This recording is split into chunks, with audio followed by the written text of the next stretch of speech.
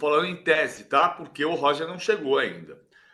O Kudê sempre gostou de jogar assim, com um volante só, que podia ser, mais recentemente foi o Rômulo, mas no ano passado às vezes era o Johnny, e uma linha de 3 que ali tinha, no melhor momento tinha Maurício, tinha Arangues e tinha Wanderson com Alan Patrick de segundo atacante junto com o Ener Valencia. Tá? Então era um 4-1-3-2. Na movimentação, defensivamente, o Arangues voltava na linha e fazia um 4-4-2 defendendo, mas era no modelo tático, na plataforma tática, um 4-1-3-2, que atacando o Maurício vinha por dentro, quando era o Maurício, o Bustos passava aqui e virava 3-2-5 para atacar. O Mano Menezes, antecessor, jogava 4-2-3-1, mas também fazia no movimento a passagem no meia, a chegada do outro meia, o Wanderson vindo pela esquerda e o Bustos passando. Então, no movimento ofensivo também era 3-2-5. O Roger, em teoria, embora ele seja, em tese, mais ofensivo do que era o Mano, ele volta para o modelo anterior. Ele sai desse modelo do Kudê e tem uma vantagem nisso. Ele volta para jogar no 4-2-3-1. Era assim que ele jogava no Palmeiras, foi assim que ele jogou no Juventude recentemente, ele foi assim, técnico do Fluminense também.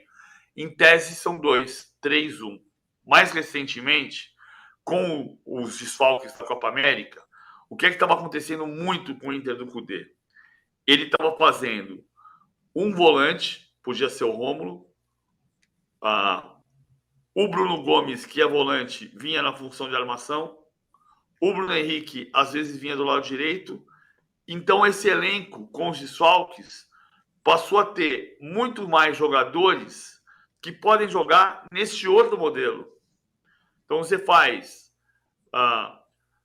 Rômulo e Bruno Henrique, você faz Bruno Henrique e Arangues, Thiago Maia e Arangues nesta função.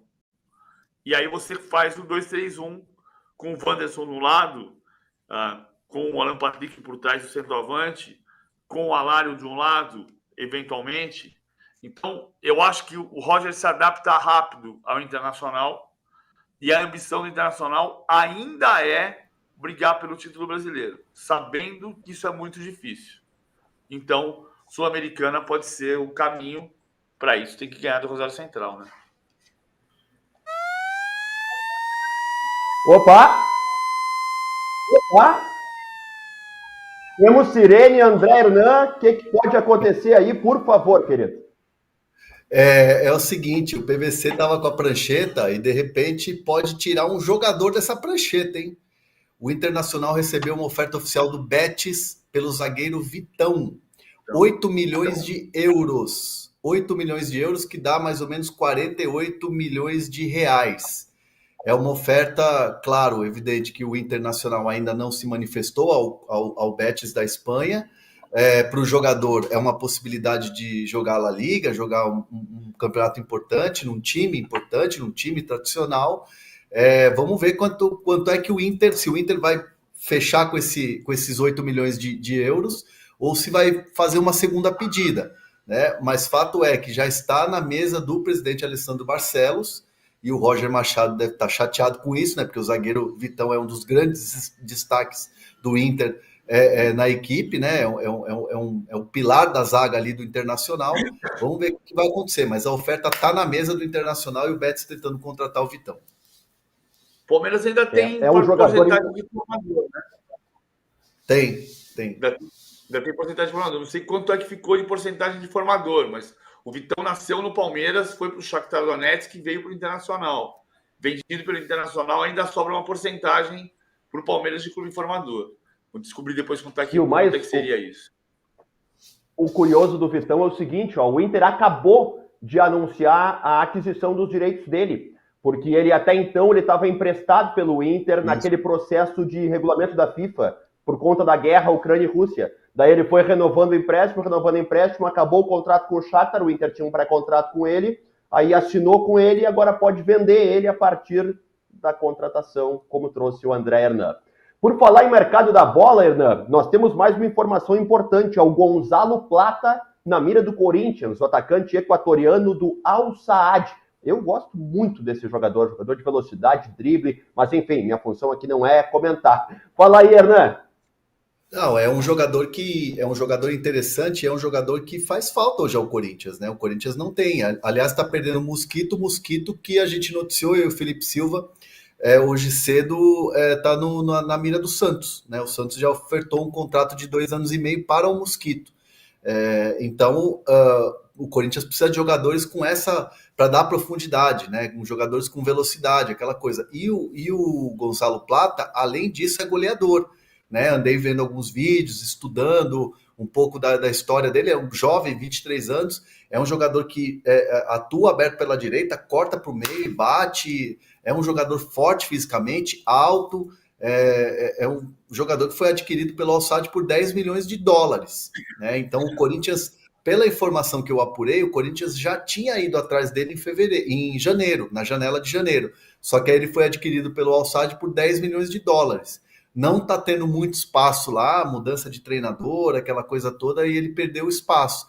Então aí o Corinthians vê essa possibilidade, quem está tratando dessa contratação é o Fabinho Soldado, executivo do Corinthians, mas não é uma negociação fácil, é uma negociação que tem 2 possibilidades. No primeiro momento, um empréstimo para ver se o jogador se adapta e o Corinthians compra, mas a gente sabe que o Al Saad aliás, clubes do Catar, clubes árabes, são difíceis de ter negociação, né? Basta ver agora o Rayhan com o Thiago Mendes em fim de contrato, a dificuldade que está para o São Paulo. Ainda mais um jovem jogador, um ativo, né?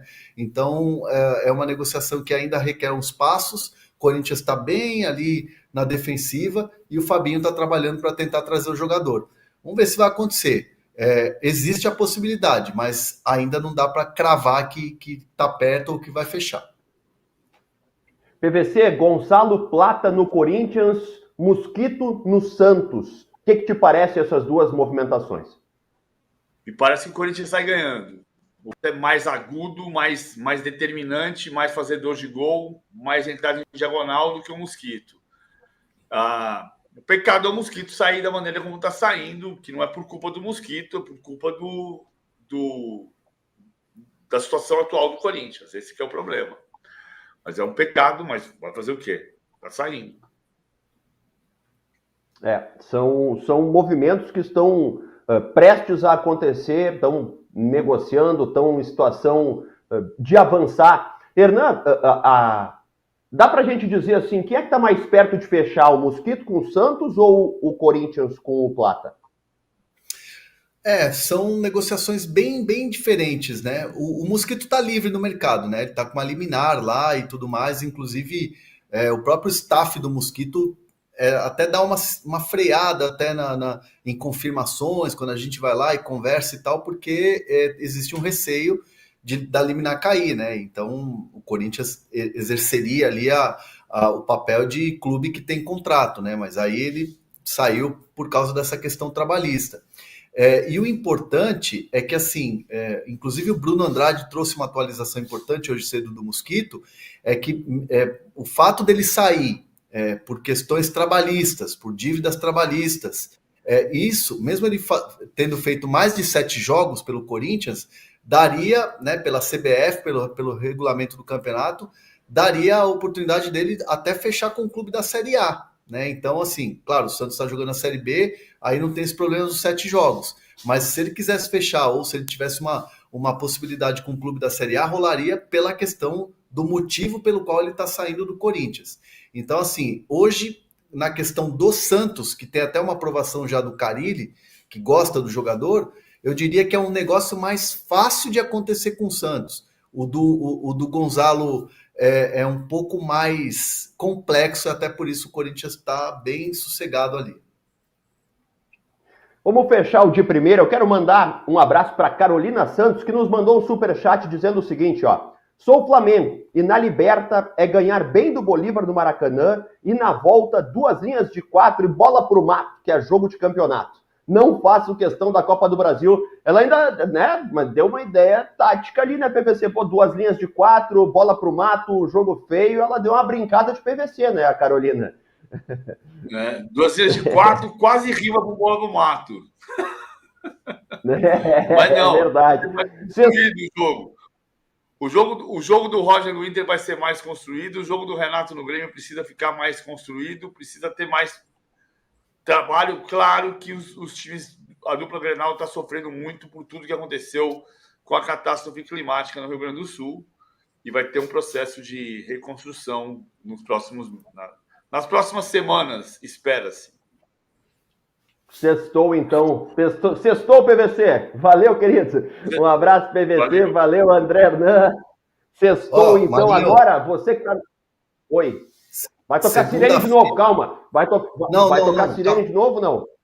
Só quero deixar um combinado com vocês aqui, ó. Segunda-feira eu participo do De Primeira, como sempre, trazendo bastidores de Bahia e Corinthians. Estarei lá na Boa Terra, inclusive estarei lá na Boa Terra trazendo as informações e bastidores desse jogo importante, direto da Boa Terra para vocês aqui no De Primeira. Então eu vou estar lá, tá? Não vou estar na praia, não, vou estar trabalhando. Qual?